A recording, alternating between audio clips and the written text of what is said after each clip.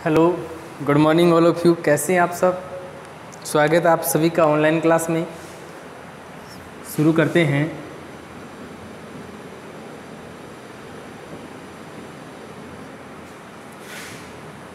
Chapter number 4 चल रहा था, उसका ये पार्ट नंबर 6। कंफर्म करता हूँ 6 नंबर पार्ट ही होगा शायद। लास्ट वीडियो में हमने क्या पढ़ा था?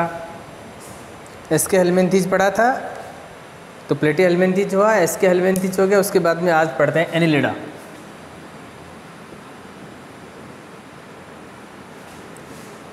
संग एनिलिडा हम पढ़ते हैं। एनिलिडा संघ का ये जो नाम है ना, एनल्स, इसका मतलब होता है सूक्ष्म वलय।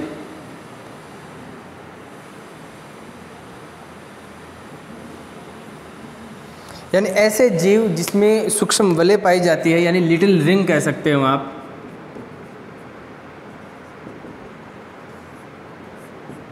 छोटे छोटे इस प्रकार से जो जीव हैं, शरीर खंडों में भी होगा, ये एक बहुत बड़ा लक्षण होगा इनका। चलो शुरू करते हैं। एनिलिडा के जो प्राणी हैं, लगभग उनकी 1900 जातियां पाई जाती हैं। पूरे वर्ल्ड में 1900 जातियां इनकी होती हैं। सूक्ष्म वलय होता है, शरीर खंडों में बटा होता है, पतला भी होता है और बेलनाकार भी होता है। पतला और बेलनाकार, तो ये तो इसके सामान्य फीचर हैं, इसके केवल नाम है। अब हम इस जो है इसके लक्षण पढ़ना चाह रहे हैं, इस संघ के क्या क्या लक्षण हो सकते हैं। तो पहला लक्षण यहीं से शुरू करते हैं। लक्षण नंबर 1 यहीं से लो। पहला, शरीर किस में होगा? खंडों में विभक्त होगा। दूसरा बेटा, पतला, धागेनुमा, बेलनाकार, वलय वाला। तो ये दो तो लक्षण जो इसका नाम है यहीं से हमने लिए हैं। एनिलिडा के नाम से इसके 2 लक्षण हैं। अब कुछ और लक्षण कि ये जंतु कहाँ रहते हैं। अधिकांश जंतु हैं वो समुद्री होते हैं।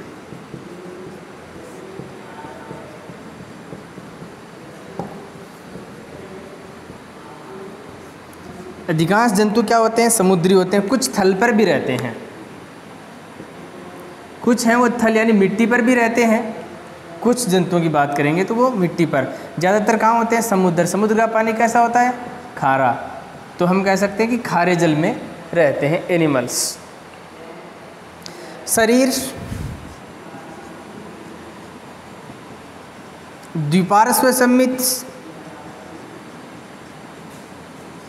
लेयर 3 बनती हैं, त्रिस्तरीय, मेसोडर्म, एक्टोडर्म और एंडोडर्म, तभी तो त्रिस्तरीय है। खंडी भवन, सिगमेंटेशन का गुण होता है, यानी शरीर खंडों में बंटा होता है। सिगमेंटेशन, शरीर खंडों में बटा होता है। कुछ और लक्षण पढ़ेंगे। वास्तविक देह हुआ, फिर इसको मिटा लेते हैं एक बार, नंबर देते जाना आप इनको। वास्तविक देह हुआ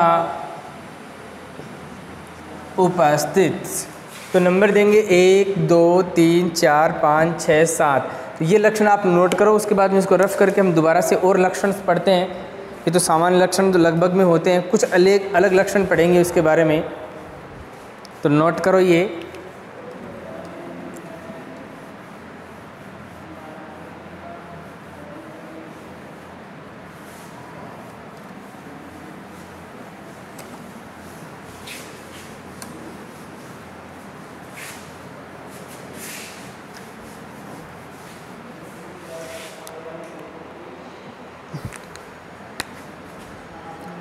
इनके शरीर में जो मुख्य नलिका होती है उसके अंदर एक नली होती है, तो इसे कहते हैं नली के भीतर नली युक्त प्राणी।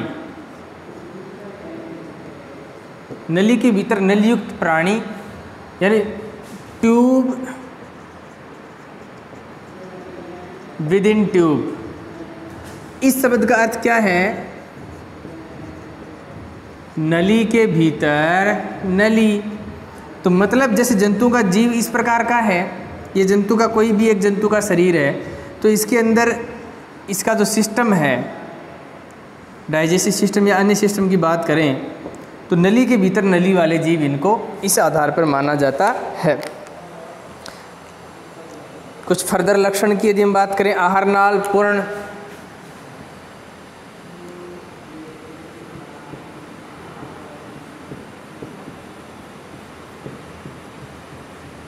आहार नाल बिल्कुल कंप्लीट होती है, किसी प्रकार की कोई दिक्कत नहीं होती। आहार नाल में त्वचा देहभित्ति पर क्यूटिकल होता है, बाह्य त्वचा कह सकते हैं क्यूटिकल को। बाह्य त्वचा के ऊपर एक लेयर होती है जिसे उपत्वचा कहते हैं। संवेदी अंग होते हैं फेस मीडिया,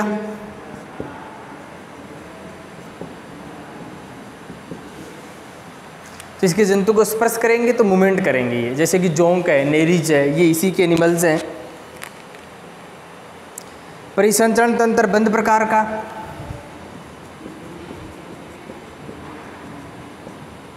मनुष्य में भी बंद प्रकार का होता है परिसंचरण तंत्र। दो प्रकार के होते हैं circulation system, open and close. जिसमें रक्त है वो नलिकाओं में बहता है उसे बंद कहते हैं, रक्त नलिकाओं में नहीं बहता उसे ओपन कहते हैं। यहाँ पर तो बंद प्रकार का है यानी क्लोज टाइप का, तो रक्त हमेशा कहाँ बहता है, नलिकाओं में बहता है। और यदि लक्षण के दिश में बात करें तो हीमोग्लोबिन होगा,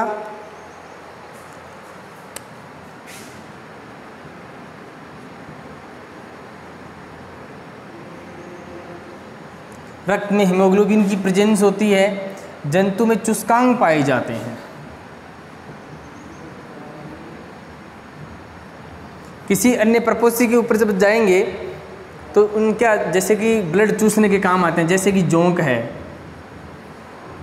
गाय भैंस भेड़ बकरी जो होती है उनके जो थन है जहाँ से दूध निकालते हैं उसके आसपास के क्षेत्र में कुछ जानवर चिपके रहते हैं, आप हाथ से उखाड़ेंगे तो फिर आ जाते हैं, बाहर आ जाते हैं। वही क्या है, जोंक है, जिसे हिरुडिनेरिया कहते हैं।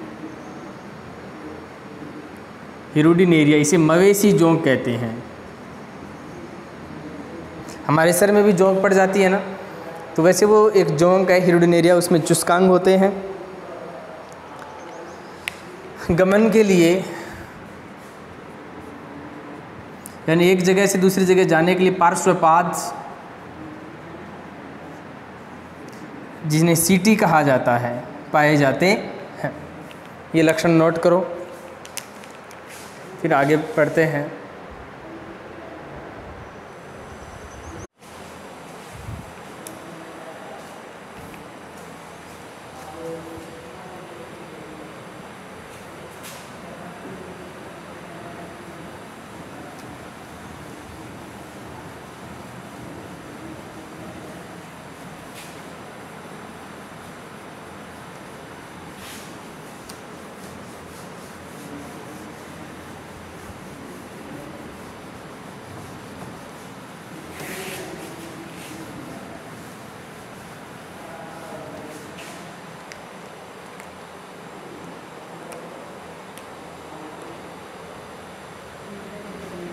अगला पॉइंट, उत्सर्जन नेफ्रीडिया द्वारा। विशेष अंग है जिसको नेफ्रीडिया कहते हैं। उत्सर्जन इसके द्वारा जंतु एकलिंगी या द्विलिंगी दोनों प्रकार के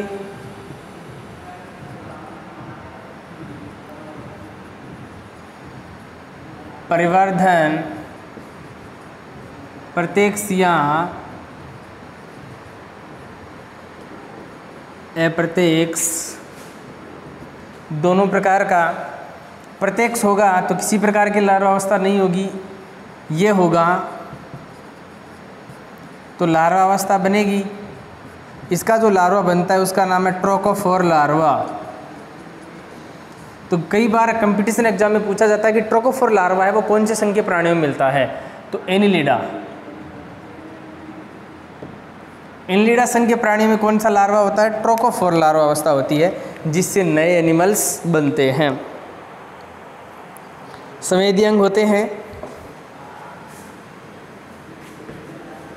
पहले भी शायद लिखा गया पॉइंट ये, संवेदी अंग उपस्थित तो ताप है, प्रकाश है, ठंड है या स्पर्श है, इनका काम।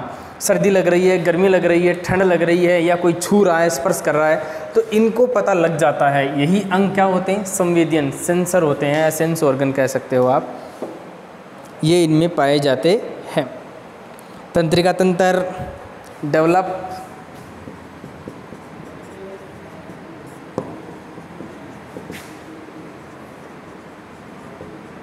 मेरुरज्जु भी होती है।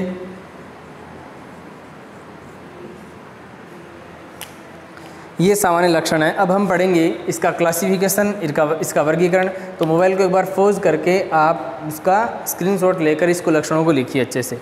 ये हो गई एनिलिडा जो संघ है उसके कुछ सामान्य फीचर्स या लक्षण, नोट कीजिए बेटा इसको।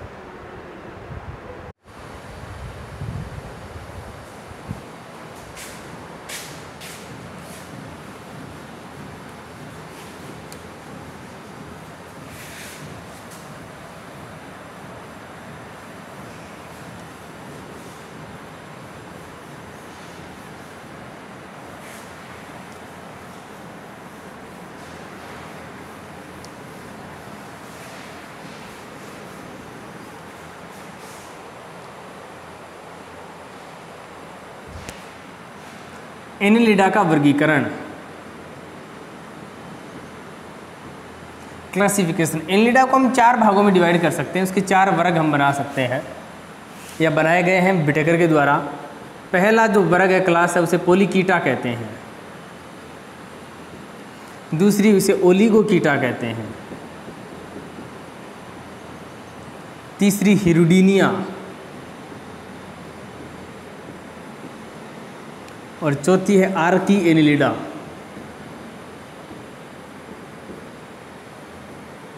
ये इसके 4 क्लास, पहला पोलीकीटा, ओलिगोकीटा, हिरुडीनिया, आर्की एनिलिडा। अब इसमें कौन कौन से एनिमल हैं हम उसका चर्चा करेंगे। पहला जो है पोलीकीटा, इसमें पार्श्वपाद गमन के लिए, जिन्हें सीटी कहते हैं,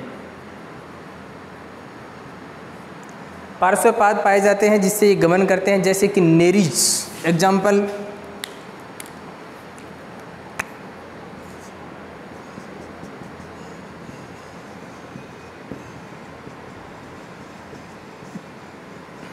नेरीज, ये आपने देखा होगा।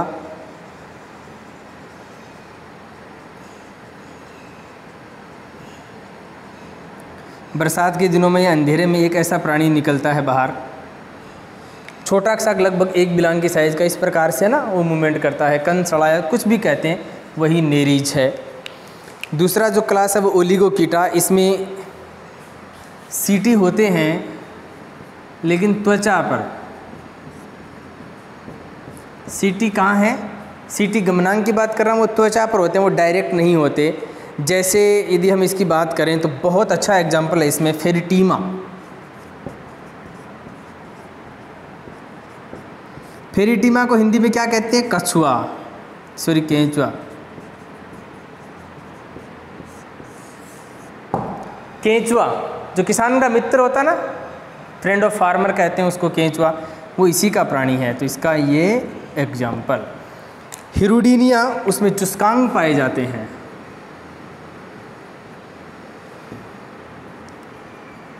चुस्कांग उपस्थित, जैसे एग्जाम्पल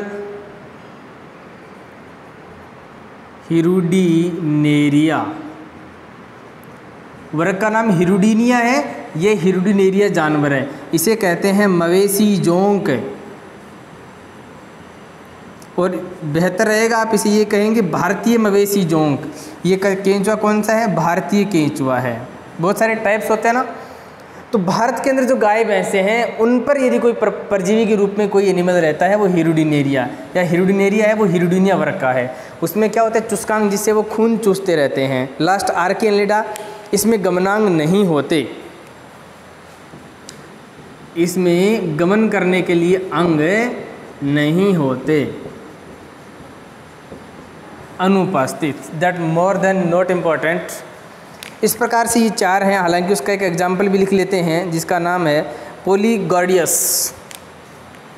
इसका जो एग्जाम्पल है वो क्या है, पोलीगार्डियस। इस प्रकार से ये हमने इसका वर्गीकरण पढ़ लिया कि एनिलिडा को हम कितने वर्गों में बांट सकते हैं, 4 वर्ग, पोलीकीटा, ओलिगोकीटा, हिरुडिनेरिया और आर्की एनिलिडा। नोट करो इसको।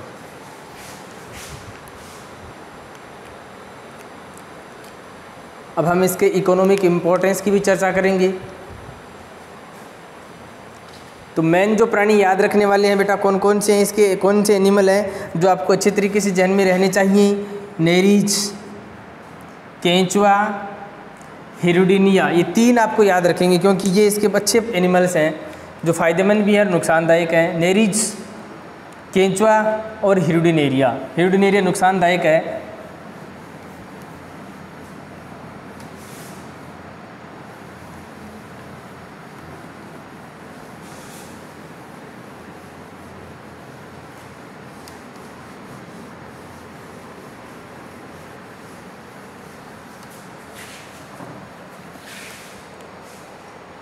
अब हम इसका इकोनॉमिक इम्पोर्टेंस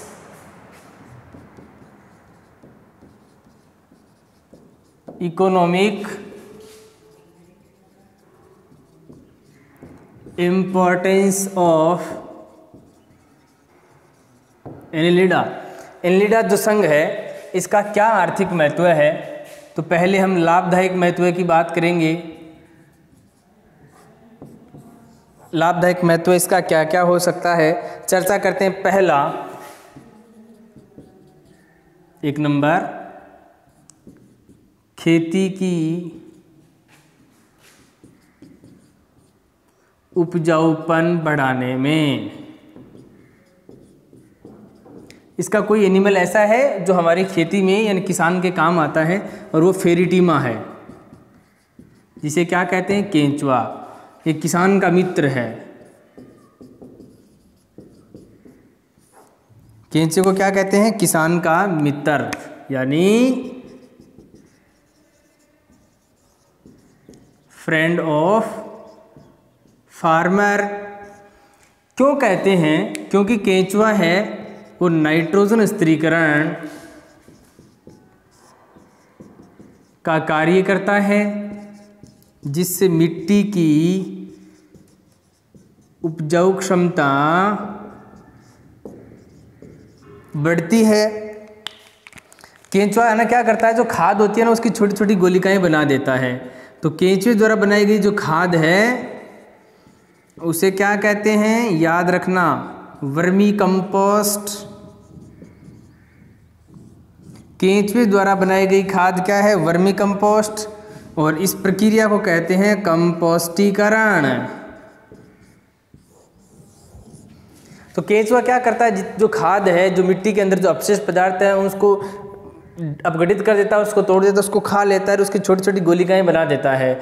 उन्हीं छोटी छोटी गोलिकाओं से बनी खाद है उसको वर्मी कंपोस्ट कहते हैं, और इस प्रक्रिया को कंपोस्टीकरण कहते हैं। इसलिए केंचुआ किसान का फ्रेंड माना जाता है, क्योंकि इससे मिट्टी की उपजाऊ क्षमता बढ़ती है। उपजाऊ क्षमता बढ़ेगी तो उत्पादन दर बढ़ेगी,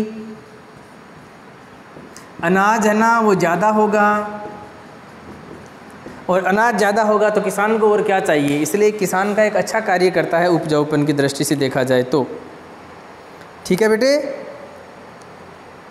केंचुए को पालते हैं ना तो उसे वर्मी कल्चर कहते हैं, ये लिख लेना। केंचुए को पालना वर्मी कल्चर कहलाता है।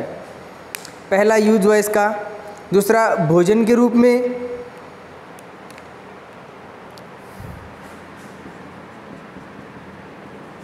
दूसरा,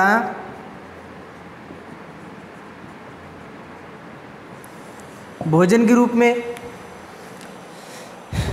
कुछ एनिमल्स हैं वो खाने के काम आते हैं। औषधि, तीसरा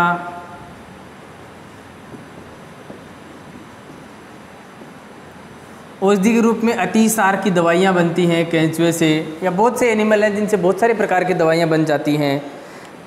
कई प्रकार की दवाइयाँ बन सकती हैं। गठिया है, पीलिया है, गठिया, पीलिया, पथरी, इन सब की मेडिसिन बनाई जा सकती हैं एनिलिडा संघ के प्राणियों से। प्रयोगशाला में 3। चौथा महत्व इसका क्या है? जीव विज्ञान की प्रयोगशाला में, बायो की जो लैब है, बायो की जो लेबोरेटरी है, उसमें बच्चों के अध्ययन के लिए या बच्चों को स्पोर्ट्स दिखाने के लिए या केंचुए का अध्ययन करने के लिए ये आपको वहाँ पर मिल सकता है। नेरीज, 2 प्राणी हैं जो आपको वहाँ पर मिलेंगे प्रयोगशाला में। कौन कौन से? एक तो नेरीज मिलेगा या नेरीज कह सकते हो, दूसरा कौन सा मिलेगा? केंचुआ, इसे फेरेटिमा कहते हैं। ये आपको जीव विज्ञान की प्रयोगशाला में मिलेंगे। नुकसान, हानिकारक महत्व, हानिकारक क्या महत्व होंगे?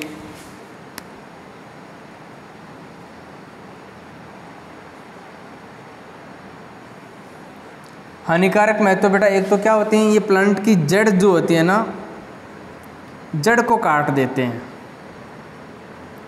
छोटे छोटे पेड़ हैं उसकी जड़ों को काट देंगे तो नुकसान है। दूसरा मवेशी, मवेशियों का खून चूसते हैं। कौन? हिरुडीनिया, मवेशियों का खून चूस लेते हैं। तो मवेशियों को नुकसान, गाय, भैंस, भेड़, बकरी, इनको नुकसान होता है। तो ये इसके हानिकारक महत्व हैं, बाकी लाभदायक महत्व हैं। इस प्रकार से ये हमारा जो एनिलिडा का पोर्शन था वो कंप्लीट हो गया। तो आप एनिलिडा की जो क्लासिफिकेशन है उसको अच्छे से बनाएंगे। इसका पूरे पहले तो क्या है, सारे के सारे इसके लक्षण नोट करेंगे, उसके बाद में इसका वर्गीकरण, लक्षण के बाद में वर्गीकरण, उसके बाद में इसका इकोनॉमिक इम्पोर्टेंस, उसमें लाभदायक और उसमें नुकसानदायक, हार्मफुल, दोनों प्रकार के, यूजफुल वगैरह। इस प्रकार से आप इसके अच्छे से नोट्स बनाएंगे, कॉपी के अंदर लिखेंगे। बीच में जितने सवाल बन रहे हैं, तो जैसे केंचुए को किसान का मित्र क्यों कहते हैं, ऐसे जितने सवाल बनते हैं उन सवालों को लिखेंगे और उसके आंसर आप खुद निकालेंगे। इससे आपका नॉलेज बढ़ेगा। तो आज हमारा एनिलिडा क्या हो गया, कंप्लीट हो गया। अच्छे से पढ़ाई करते रहिए। इससे आगे अगले दिन पढ़ते हैं। Best of luck.